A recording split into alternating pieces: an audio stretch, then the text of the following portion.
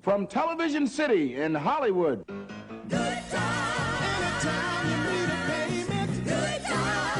Anytime you meet a friend. Good time. Anytime you're out from under. Not getting hassled, not getting hustled.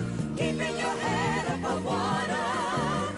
Making a way when you can. Temporary layoffs. Good times. Easy credit rip-offs. Good times. Scratching and surviving. Good times. Hanging in a jive. Good times. Ain't we lucky we got 'em? Good times.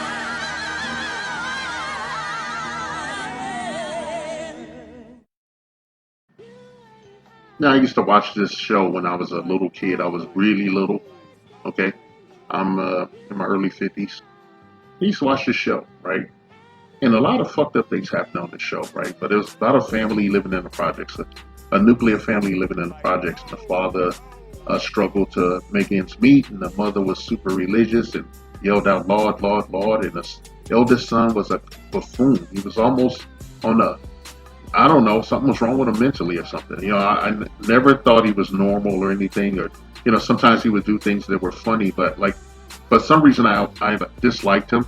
I hated the character, JJ character, for a reason. And I remember when I was a kid, they made a lot of merchandise. They had dolls of JJ. You could pull a little string and it would say Dynamite. It was wearing some red long johns with Dynamite written on the butt. They had a Kango on. They had that old Jean Kango on, And that was the motherfucker they got. Like, they mass produced that. And, I saw, a guy I used to know next door, who lived next door to me, he had that doll. And that was what they were promoting. His younger brother was the smart one and shit, but he was relegated to the background. And the daughter was self-absorbed and shit. The usual black female tropes and shit. And, I looked at the show and I wonder why they could never, pool their resources and get the fuck out of this situation. They were living in the projects in Chicago and it felt like they were in prison when they were in there and shit. And I grew up in the Chi, okay? The Chicago, all right?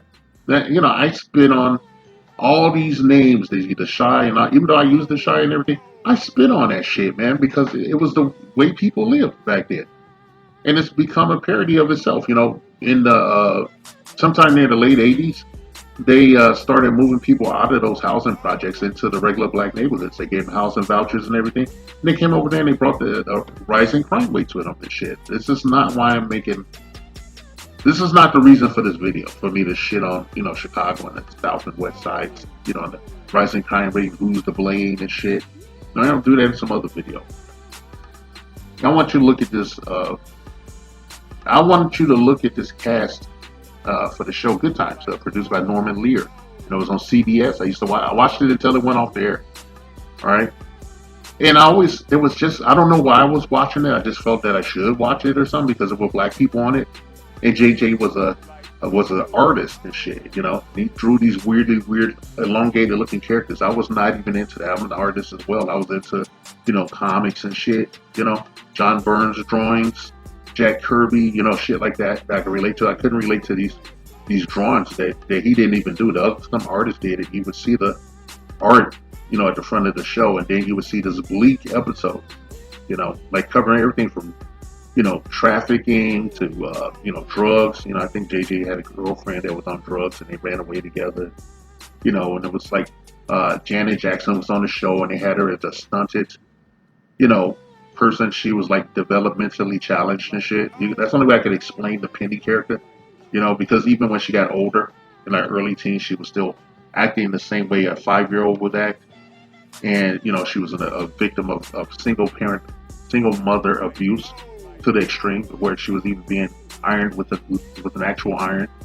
There was just ridiculous shit on there. And later on, John Amos left the show, and they wrote him off. They killed him off. And I understand why he left the fucking show. I understand why he left the fucking show. His character was not positive other than him being there. Being a strong, force, but he was unable to provide for his family and shit. And then every time he wanted to do something, his wife would poo-poo it in some way or fashion, usually using religion and saying, "Oh, Lord, Lord, no," and all this bullshit. She would rarely listen to her husband. He always had to yell or act super violent to get what he wanted in his house. And I thought that was shitty, but I just didn't know because I grew up in a nuclear family that became a single parent, construct after my parents separated and divorced. You know, it hits different in the tail end of 2023, and the kind of content that I put out. But when I'm looking at the show, like I'm looking at that cast list or this picture, this photo, and I keep looking at Esther Roll and shit. I keep looking at her fucking ass. In the show, she was a responsible, woman that held down a job and everything, and then her husband had some kind of job he would do, like odd jobs and this and that and other. And I'm just like, well, fuck, why can't they pool their resources and get the fuck out? And JJ was there, and like, hey, if can he pool his resources? He had a job as a chicken hut or sometimes the barbecue hut, and the woman, I don't know if she worked or anything, but they couldn't pool their resources and get the fuck out. It was a show designed to teach black people hopelessness.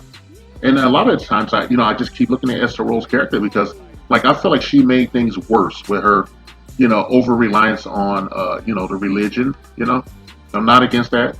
I believe in the higher power, the Most High. I don't want to go there, but I keep looking at she would always poo-poo James shit. She didn't help him develop himself in any kind of way, or, there was no shows where he was trying to go to college. And every time he would try something, he would fail, and she would just bemoan her fate, look off camera.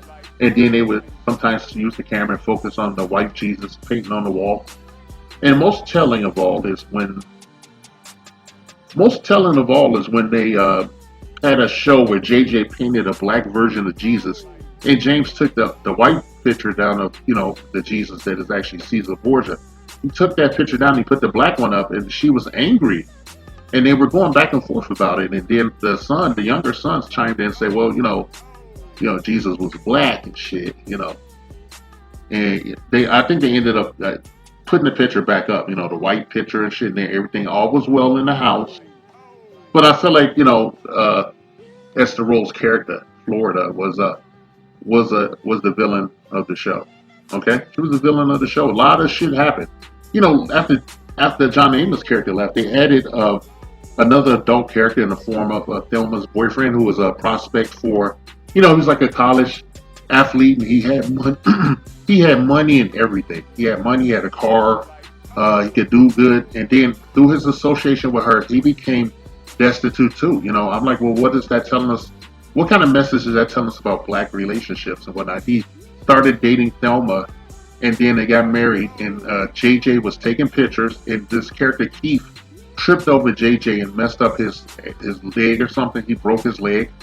And he was like driving a taxi after that, and everything had just went south. He wasn't doing really anything. He became an alcoholic in one episode and was threatening to start beating Thelma. Was slapping her and, just doing stuff, And eventually they had a show where they gave them all happy endings. I guess maybe somebody complained. I didn't give a fuck at the time. I didn't give a fuck at the time that the show ended. Because I'd seen all this negativity, but for like over a decade or so, in the form of this show that wasn't produced really. You had black people created and everything, but the station took over and they had what they wanted with the show. And what you had is a show about negativity and how black people couldn't make anything of themselves, even when it's a number of them all under one roof. They couldn't work towards, getting anything done or bettering themselves in any appreciable way to get out of it. They even had the younger brother who was, I guess Afrocentric, conscious, and intelligent shit. Join a street gang for a show. He was in the street gang, and the older brother was in the street gang and was shot at one point. And it was just a show that demonstrated that black people are a lower life form. Okay, the only way I could look at it was negative. Okay, and I hate this shit on it. A lot of you people love that fucking show. But I say, I hate that fucking show. When I look at that show and I hate that fucking show, I hate the character of Florida and shit, okay? A lot of women, they grew up blaming us for shit. They hang a millstone about our necks and shit when we're born. And you grow up carrying that shit, And you grow up dealing with shit. We are taught to revere our, the matriarchs of the family, but the men, some not so much. Okay, they have to do something overt to get what they should have naturally and whatnot. That's why you get a lot of guys hyper aggressive and all this shit. I'm talking about men, real men, okay, not males. All right, and I think it's a goddamn shame. When I look into my own fucking community these days, and I see that, when you hear women talking about what they want out of life or what they want out of a supposed relationship. And I do mean a relationship, not a partnership, okay? Something organic. It's always bullshit. You listen to them and they always talk about the dude has to have all of these things. The dude has to have, everything in place and intact before they'll even consider it. And you see some of the most fucked up, unsuitable women, mentally, physically, and otherwise, spiritually as well. Talking about that they want these things and whatnot. Like, you will never get these things, okay? And if you even touch it and shit, it will only be fleetingly because you're only passing through. You don't think about your families or what's going to come after you. You just think about now. You're like children and whatnot. That's why they put you guys in those fucking projects and shit, okay? That's why they put it. Why do you think they call it the projects? They put your ass in there to degrade you over time, and then they dispersed you into the other neighborhoods where productive black people were so that you could intermingle and interbreed with them and make them all fucked up. And look at what we have today, okay? Look at the situation that we have on our hands today when a lot of men have been forced to save themselves. And more men are joining every fucking day and is getting the hell out. Make no doubt about it. Okay, I've never made any bones about the fact that I am a misogynist anarchist and shit, and I have good reason to be. Okay, all right. Every fucking day, 24 hours a day, every hour of the day, you can find hundreds of videos of black women shitting on black men and dragging them and talking about their behaviors. Mostly the stuff that they bring up is racial myths that we have been raised with in perpetuity and shit since the end of chattel slavery. It's just gotten more intrinsic and it's almost genetic and shit. These sisters growing up hating their men. They can't combine organically. Okay, they see everything as a business, as a transaction and whatnot. There's no coming together, no nothing and shit, because the woman is already expecting you to fail. And if you don't fail, she's designed to do things to precipitate your downfall. In many levels and shit. Their domain is the mind and shit. Okay, the mind and the heart and the soul, and you're the hammer. You're the anvil and they're the hammer. Okay, and we get these colorful terms like emotional labor. Okay, emotional labor and shit. That to me that translates as you taking a bunch of shit. You dummying up and shit while you just repeat the same cycle over and over again. You're a small cog in a big machine. You don't know how to break the chain and shit. And all you have to do is turn around and walk the fuck away no matter what is going on. All you have to do is turn around and walk the fuck away. What is your impetus to do that? Everything. They're not promising you anything, but they want everything and shit. Alright? There's no guarantee of anything. You have no assurances on any level. Why would you make that bad business deal? So, I always look at when I look at the Good Times, poster and everything, or when I think about when they killed off the John Amos character, and then you saw Esther Roll tooling around her house after the funeral, in her house alone, putting things away, and then she has like a little meltdown. Like, I always think like now, in 2023, I think, James was free. James escaped. He got out of the machine and shit. He had to die to get out of it, but she's left behind to repeat the cycle and make sure that her children fail. That they keep doing the same thing over and over again. They're a small cog in a big machine. All right. Tell me I'm wrong. Anybody tell me I'm wrong. What have I lied about? Okay. Look at our community, politically and economically. Who has the most power in our community? It's matriarchal in nature. It's designed to be that way. All right, on many different levels.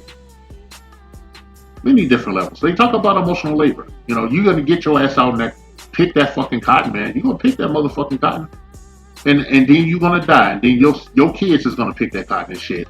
Your son is gonna carry that around for however long he can survive until he either dies or someone takes him out, punches his ticket and shit. And the women they're just gonna open their fucking legs to the worst people and shit. reproduce that. They're gonna do their number one, homegrown product and shit. Pookie, Ray Ray, and Tyrone, and their incessant, insufferable misandry. I don't know what's worse, them giving birth, fucking, these substandard, subhuman Negroes, or just their mindset. They don't build shit. Even when they're young, their mothers and grandmothers teach them to expect failure from the men. They teach them to do that, and then now that you have social media, you get to see what I'm talking about in real time and shit. And what choice do you have? Okay? What choice do you have in this construct, in the slave quarters down here? What is the end game for black people and shit when you consider what I've just talked about? Rage. Oh yeah? Yo, why is that, G? Other races, they say we act like rats in a cage. I tried to argue, but check it. Every night in the news, we prove them suckers right, and I got the blues. America. Get busy, Humpty. The red, the white, the blue, and the blue and the red for Crips and Bloods. The white for who's got you doing time. Busting caps on one another. The underground's down for peace among brothers. Kill a black man. What? Yo, what are you retarded? Tell them, Hump. Yo, do you work for the Klan? Do what you like. Unless you like gang banging. Let's see how many brothers leave us hanging. This message has been paid for by the Dusties.